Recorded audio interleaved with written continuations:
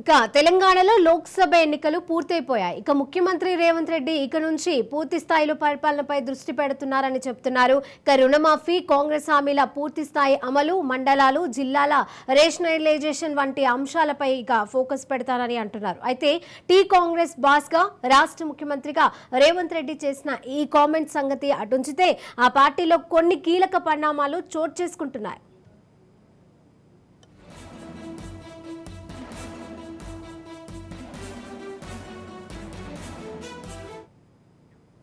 Congress senior నాయకులు, మంత్రివర్గానికి చెందిన కొందరు ముఖ్యుల వ్యవహార శైలితో అప్పుడే కాంగ్రెస్ లో క్యాంపు రాజకీయాలు మొదలయ్యాయనే చర్చ జోరుగా సాగుతోంది.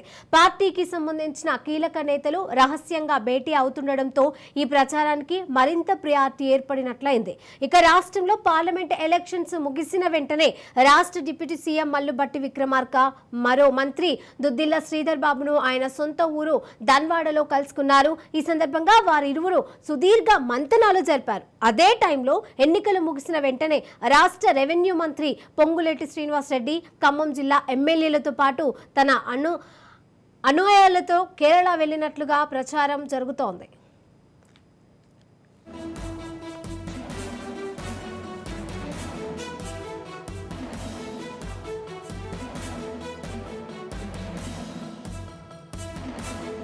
అయితే ముఖ్యమంత్రి రేవంత్ రెడ్డి మాత్రం మంత్రుల భేటీలు, టూర్ల గురించి అస్సలు మాట్లాడటం లేదు.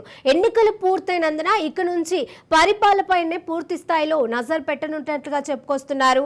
అయితే రేవంత్ రెడ్డి ఈ రకమైన స్టేట్మెంట్స్ ఇస్తున్నప్పుడు బట్టి, దుద్దిల్లా భేటీ, పొంగులేటి కేరళ టూర్ వెనుక ఉన్నటువంటి మతలబులు ఏంటి అనే అంశం ఇప్పుడు రాజకీయంగా హాట్ టాపిక్ గా మారింది.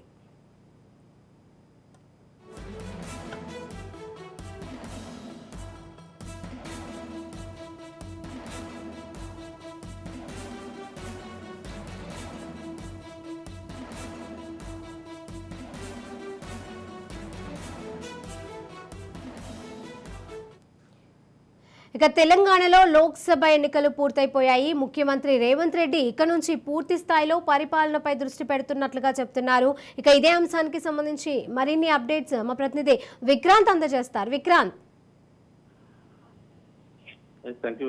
మొత్తానికి ఇటు మొన్నటి వరకు కూడా లోక్సభ ఎన్నికలు ఉన్న నేపథ్యంలో కూడా ఎన్నికల కోడ్ ఉంది. ఈ నేపథ్యంలోనే దాదాపు 4 నెలలు కావస్తున్నప్పటికీ ముఖ్యమంత్రిగా రేవంత్ రెడ్డి పరిపాలన మాత్రం కేవలం 3 నెలలు మాత్రం పూర్తి స్థాయి చేశాడు. ఈ ఎన్నికల నోటిఫికేషన్ ఉన్న అనంతరం కూడా ఆ రోజు నుంచి కూడా పూర్తిగా ముఖ్యమంత్రిగా కాకుండా పిసిసి అధ్యక్షుడిగా కూడా ఉన్నందువల్ల మొత్తం పూర్తి స్థాయి పార్టీకే అడ్డు పెట్టుకుని కూడా ఇటు ఎన్నికల నామినేషన్ నుంచి వరకు కూడా పోలింగ్ వరకు కూడా అభ్యర్థుల వెంట నచ్చిన పరిస్థితి కనిపిస్తుంది. ఈ నేపథ్యంలో పూర్తిగా మరోవైపు నిన్నటి నుంచి కూడా ఎన్నికలు అయిపోయిన రోజు నుంచి కూడా పూర్తిగా ప్రతిరోజు కూడా నిన్న ఈ రోజు కూడా 2 రోజుల పాటు కూడా సచివాలయంకి వచ్చి ప్రజా సమస్యలపై ఆరా తీస్తా ఉన్నాడు. ఈ రోజు వర్షం కావచ్చు, అదేవిధంగా నిన్న కూడా ఇటు రైతు రుణమాఫీకి సంబంధించి, అదేవిధంగా రైతులకు సంబంధించిన ఒడ్ల కొనుగోలుకు సంబంధించి కావచ్చు, వీటిపై కూడా పూర్తి స్థాయి విచారణ చేశారు. అధికారులను కూడా అప్రమత్తం చేశారు. ఈ రోజు వర్షం సంబంధించి కూడా కావచ్చు, పూర్తి స్థాయిలో కూడా ఇటు రైతు రుణమాఫీకి సంబంధించి కూడా ఆగస్టు 15లోగా 2 లక్షల రుణమాఫీ కూడా ఏకకాలంలో చేయాలన్నది రేవంత్ రెడ్డి టార్గెట్ గా పెట్టుకున్నాడు. ఏదేమైనప్పటికీ ఇది ఇలా ఉంటే రేపు 18వ తారీఖు కూడా కేబినెట్ మీటింగ్ ఇటు సచివాలయంలో కూడా మధ్యాహ్నం జరగబోతా ఉంది. కేబినెట్ మీటింగ్ లో కూడా ప్రధానంగా కూడా ఇటు ఎన్నికలకు సంబంధించి, అదేవిధంగా రైతు రుణమాఫీ సంబంధించి కావచ్చు, అదేవిధంగా మిగతా హామీలకు సంబంధించి ఎన్నికలకు ముందు ఇచ్చినటువంటి 6 హామీల్లో భాగంగా కేవలం 5 హామీలు మాత్రం అమలు అవుతా ఉన్నాయి. ఇంకా కొన్ని అమలు కావాల్సిన నేపథ్యంలో కూడా వాటన్నిటిపై కూడా చర్చించే అవకాశం కనిపిస్తా ఉంది.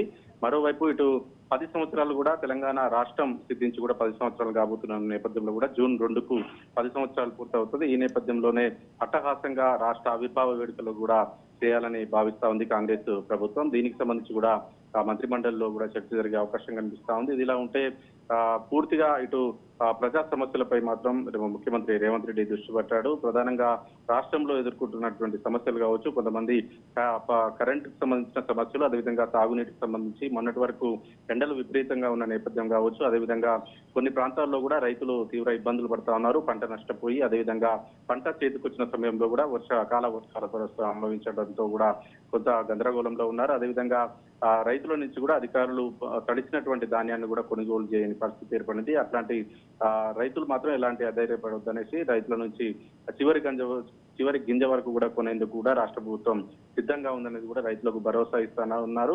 అదేవిధంగా రాష్ట్రంలో ఉన్నటువంటి అనేకమైనటువంటి సమస్యలపై కూడా దృష్టి పెట్టారు. దీనికి సంబంధించి కూడా రేపు ఎల్లుండి జరిగేటువంటి మంత్రిమండలిలో కూడా పూర్తి స్థాయి నిర్ణయాలు మాత్రం తీసుకోబోతున్నారు. Right, thank you Vikrant.